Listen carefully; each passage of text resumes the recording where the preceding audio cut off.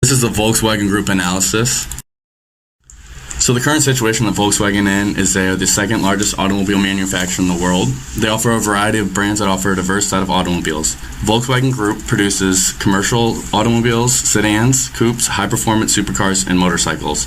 This brand diversity allows them to compete in the large-scale automobile manufacturing industry with companies such as Ford Motor Company, General Motors, and Toyota Motors. The firm possesses a related constrained corporate level strategy in which it utilizes its manufacturing and distribution channels for various brands. This strategy is paired with a differentiation-based business level strategy, allowing the firm to remain competitive.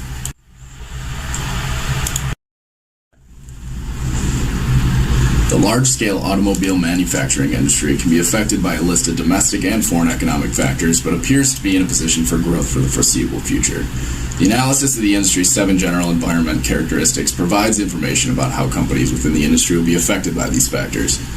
Gross domestic product, or GDP, describes the value of all goods produced within a country's borders during a certain period of time. The repercussions from the 2008 recession are visible here, illustrating the impact the U.S. economic environment has on the rest of the world's markets. The downward sloped line represents the declining overall value of goods sold in the region. Inflation has a profound impact on our industry. When inflation goes up within the Eurozone, the euro essentially loses a respective percentage of value, which can positively or negatively affect the industry. Inflation's effects are rising costs of goods, which affect the market and all the sectors linked to vehicle production, financing, and even vehicle dealers. Higher costs of materials and weaker currencies lead to cost-related compensation throughout the value chain. The unemployment rate is a dynamic statistic with various positive and negative effects on the industry. It is a percentage of total workforce that does not have a job but is actively looking for employment. For example, high unemployment could be a good or a bad thing in this industry depending on the nature of the statistic. It could be due to more people entering the workforce or from less people getting laid off. If more people are entering the workforce, there's a good chance that demand in the industry can increase. Interest rates are percentages set by central banks, which can be described as the cost of money, more specifically the cost of borrowing money. The graph illustrates the benchmark rate, or the base interest rate, which is the minimum rate that a potential investor in the industry would demand for a non-treasury security. Visibly, the EU benchmark rate has hovered around 0 for the last couple of years. The banks set this rate in order to attempt to keep inflation around their objective of 2%. With this in mind, it becomes evident that the ECB is attempting to maximize GDP by setting an interest rate which will effectively reach a desired inflation. The demographics for large-scale manufacturing industry ranges from any person who requires consistent transportation to the legal driving age and up. It includes all genders and is mostly prevalent in developed countries with sufficient infrastructure which manufacture or import automobiles. Demographics of this industry are dynamic in the sense that demand for products produced within the industry varies based on the specific requirement of transportation. If a geographic area's population has a high growth rate, then it can be assumed within the scope of the industry that there will be an increased demand for their products. It can be deducted that the increase of regional sales growth in Asian countries is attributable to the rising population in Asia. As long as Asian employment can keep up with the booming population, it can be concluded that the growth in this industry within Asia can grow sustainably. Political and legal impacts include laws which require emissions testing, tariffs, labor laws, and patents. Overall, the political and legal environment has minor impacts, financial or otherwise, across the industry. But each country sets its own emissions regulation, safety crash test ratings, wage laws, and employee safety regulations, which the firms within the large-scale automobile manufacturing industry must abide by. Technological improvements to products in the industry are becoming exponentially sought after by firms. Self-driving cars, fuel efficiency, R&D, and Bluetooth and Wi-Fi integration are the highest priority for research and development teams. The industry as a whole has set a standard for being a major contributor to research and development. AutoAlliance.org states that automakers spend close to $102 billion annually on research and development, which is about 99% of total R&D investments. Oil is the most prevalent factor when discussing this industry, because the price of oil, energy availability, and cost go hand in hand when discussing the means by which this industry's product is powered. For example, oil prices at the moment are plummeting due to an oversupply of the commodity. This leads to cheaper gas prices, which in essence encourages consumers to drive more. It can be assumed that more people will be using and purchasing vehicles if gas prices are cheaper, which can potentially lead to sales growth for the coming quarters. The global economy, newly industrialized countries, and stability of governments are a few of the global factors which have an impact on the large-scale automobile manufacturing industry. As pictured in the GDP section above, it's evident that the 2008 recession had a significant impact on the industry. Stability of the global economy is essential for the sustainability of the large-scale manufacturing industry.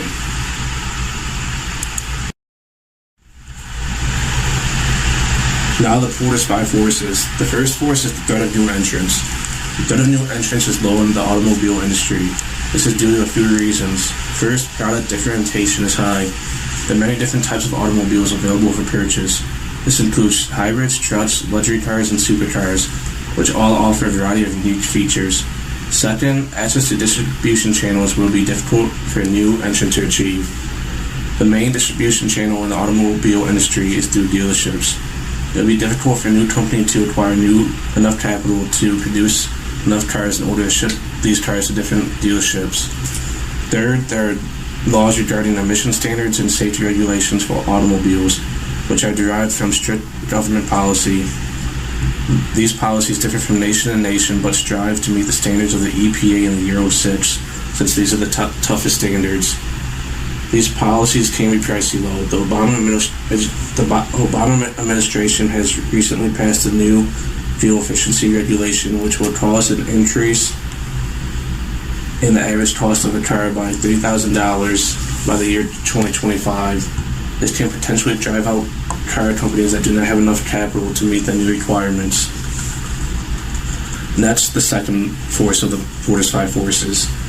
The bargaining power of suppliers is medium in this industry. Some suppliers have a high power, while others have a low power. It's important to remember that regardless of their power, all suppliers are dependent on their customers. Powerful suppliers include patented products and innovative technology that few suppliers have access to. Due to this innovation, the power of some suppliers has been rising over the past 2 years. However, nuts and bolts are totally commoditized, and this decreases the power of those suppliers. Another reason why the bargaining power of suppliers has been increasing is due to the fact that car companies are becoming less like a manufacturer and more like an assembler as more firms outsource. The third force is the bargaining power of buyers. The bargaining power of buyers is high since there are many more buyers than there are suppliers. The top 10 companies hold 68.9% of the market share, and these companies mainly compete on price, reliability, performance, and luxury. Since there are many buyers demanding all of these elements in one car, automobile companies are forced to develop new ways to offer a variety of features at a low price. Furthermore, there are no switching costs for buyers, which therefore increases their power. Also, suppliers have been integrating forward for a while, but the threat of this becoming popular is low. This is usually seen in high-end luxury cars, where customers make a special order through the company, step in the dealership, and receive the car straight from the manufacturer. The fourth power of the Porter five forces is the threat of substitutes. The threat of substitutes is low. Substitutes include trains, buses, and bicycles, but these do not pose a huge threat to the automobile industry. The quality and convenience of these substitutes cannot match that of a car.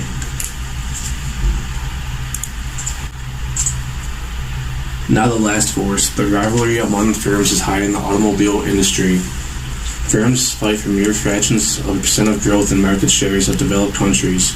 Americans spent around $570 billion on new automobiles in 2015.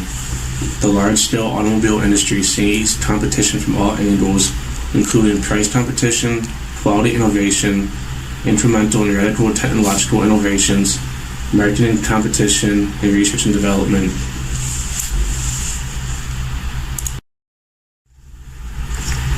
So in order to understand the financial state of the firm, a financial analysis was conducted.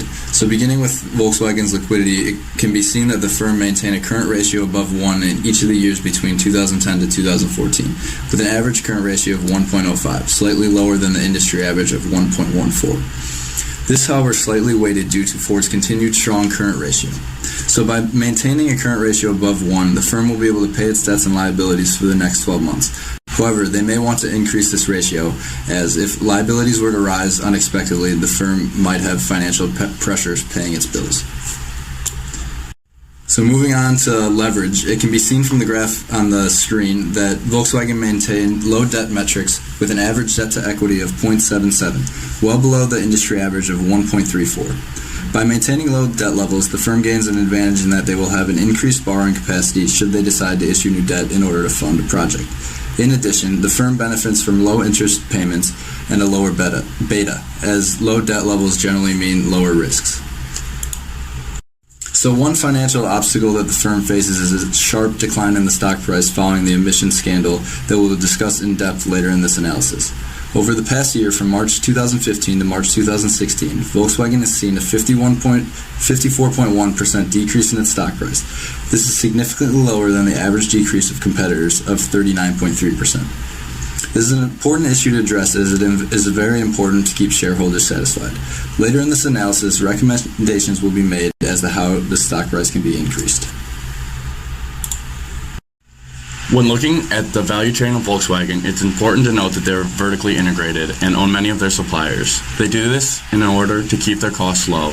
As previously mentioned, Volkswagen Group has an incredibly diversified product portfolio. There's no other automobile manufacturer in the world that offers the same variety of products that Volkswagen does. Volkswagen ensures these brands keep their uniqueness, but there is a board of directors and a board of management that govern the broad interests of the firm. Looking here, this is our SWOT analysis. I'm going to touch on a few of the points if you look at the list of strengths there. One of the strongest strengths is its brand image and how it's recognized by the masses, not only in the domestic market of Germany, but also across the globe. Some popular brands include Volkswagen itself, Audi, Bentley, Porsche, and even Lamborghini. Just to list a few, these brands are not only very recognizable, but have a high perception of quality. If you look at the weaknesses, in the United States, the Volkswagen brand holds a very low share of the industry market. It is a lot to do with huge competition.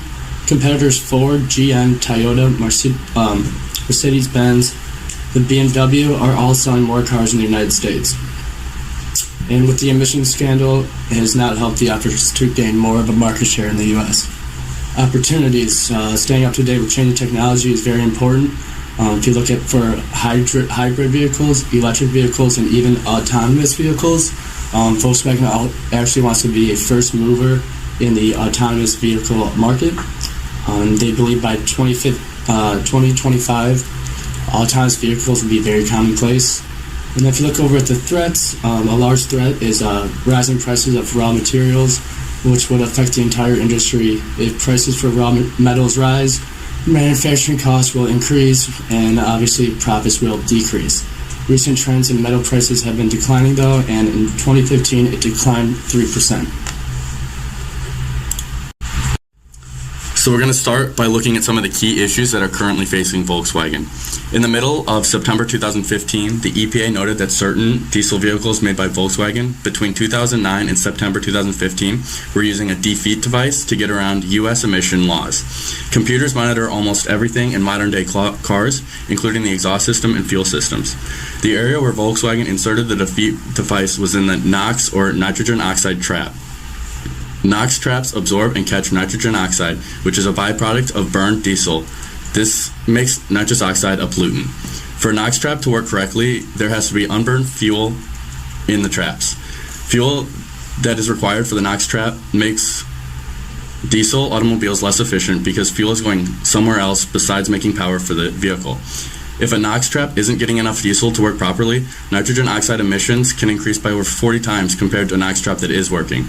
Volkswagen engineers created a complex system that was able to make a very educated guess as to if the vehicles were being driven by the owners or if they were undergoing emissions testing. This complex system monitored speed, angle of the steering wheel, engine temperature, amount of time the engine was on, and the atmospheric pressure. If the car sensed it was being tested by the EPA, it would turn off the defeat device, which meant that the car would get worse gas mileage but drastically better emissions. If the system thought the owner was driving it, it would leave the defeat device on, allowing for better gas mileage but terrible emissions. This intentional deception to customers and officials has hurt the firm's reputation. Another key issue facing Volkswagen is their market shares in US and India. Volkswagen only has about a 4% market share in India. Currently, Maruti, Suzuki, Hyundai, and Honda have a combined 70% market share. The success of these automobile manufacturers is due widely to the popularity of their entry-level compact cars. The government gives incentives like tax cuts for customers of these cars. Volkswagen has positioned itself as a premium brand due to the relative prices. Volkswagen plans on introducing at least one new car a year to the Indian market, and they plan on keeping their premium image while entering high-growth segments such as SUVs and compact sedans, rather than smaller hatchback, which is what much of the competition has done.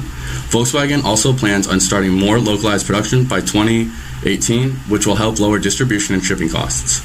Volkswagen has held a 3.4% market share in the U.S. This is an issue for a company that's the second largest automobile manufacturer in the world. Toyota, their largest competitor, has a 12.3% share. Volkswagen sees themselves as in competition with Toyota and General Motors, but the issue is customers' perceptions. Customers see Volkswagen as a higher-end and more expensive alternative to Toyota and General Motors. Volkswagen needs to portray themselves as what they are, a mass-market automobile brand, while letting their subsidiaries like Audi and Bentley look more glamorous and expensive. Additionally, crossovers are on the rise in the United States, and Volkswagen doesn't have a competitive model. The Tiguan is a great car, but it's much more expensive and less fuel efficient than the Honda CR-V and Toyota RAV4. The biggest issue that faces Volkswagen today is its large decline in the stock price following its emission scandal. As we previously noted, it saw a 54.1% decline from March of 2015 to March over 16. It's very important for Volkswagen to keep investors happy in order to keep the money coming in. And due to this is the issue that's going to be addressed that needs to be improved. And the next section serves as recommendations on how Volkswagen can improve their stock price. Our first recommendation is stronger research and development. Although fuel prices are currently low, it is unknown if they remain low or rise back into the $4 range again. This uncertainty has led to increased sales of fuel-efficient cars. Currently, Volkswagen has an average of 27 miles per gallon among their cars, which is only 1.5 more than the industry's average. This is not a great enough lead to gain a competitive advantage. Therefore, Volkswagen will need to develop engines that are capable of getting at least an average of 35 miles per gallon to gain back the competitive advantage they once had. Also, Volkswagen said that they want to lead the industry in self-driving cars and to do it soon. If Volkswagen truly does want to compete in this new market segment, then they will need to beef up their research and development team. Volkswagen spends more on research and development than all their competitors. Doing so, they still did not make the top 10 list of the most innovative companies in 2015, nor have they since 2008. Volkswagen cannot keep on throwing money in research and development without delivering new innovative technology. They need to analyze the situation and figure out where the money is being used. For our second recommendation, it is to improve CSR, corporate social responsibility, and public perception of the corporation. Following the emission scandal, Volkswagen has to recover from the negative effects that are now attached to its name, brand, and products. Volkswagen was previously known as a leader in environmentally friendly products.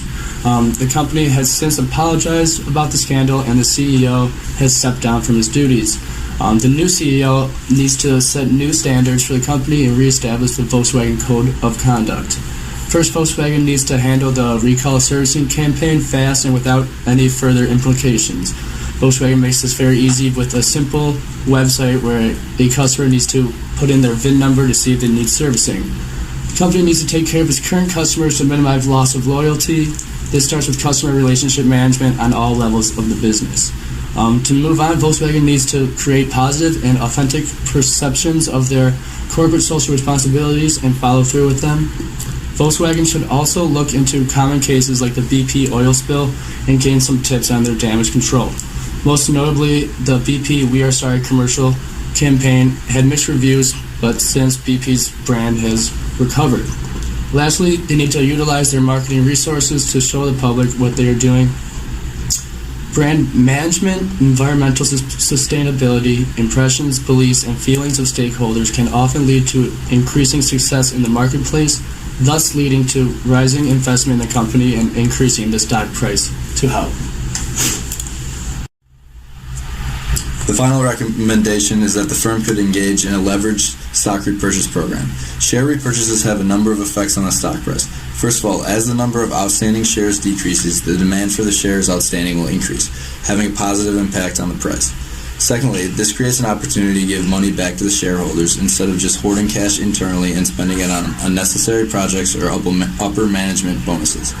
Keeping shareholders satisfied will be monumental in the sustainability of the firm, especially due to the fact that shareholders are currently unhappy because of management's negligence.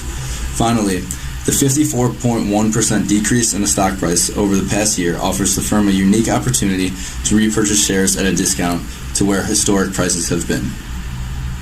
Due to the fact that the firm will have to spend down cash to pay fines associated with emission scandal, the firm will have to issue debt in order to fund this project, which has become a common trend for firms around the world. Because of the firm's low debt levels, they should utilize this borrowing capacity to issue the debt to fund the project.